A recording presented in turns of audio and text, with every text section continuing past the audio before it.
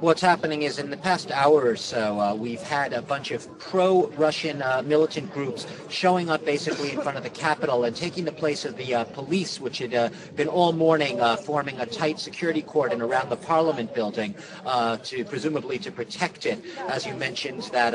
those reports of armed men holed up who had intruded, who had broken into the Parliament, still in there, an unknown number of them. So there'd been a security threat throughout the day. As of now, though, the actual police presence around that Parliament has been lightened a bit, and in their place we have seen these groups of pro-Russian activists showing up in the past hour or so on the square. There are several different groups. One's called Russian Bloc. You also have Cossack groups, and what they're basically doing is they're lined up sort of in very tight rows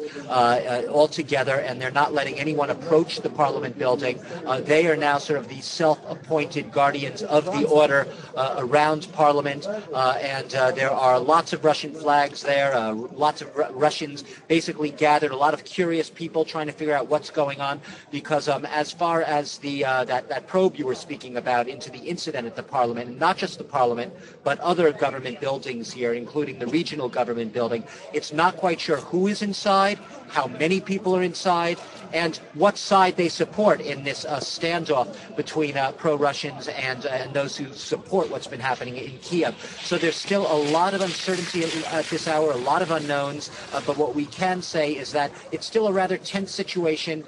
here in Simferopol, the capital of Crimea, the autonomous region,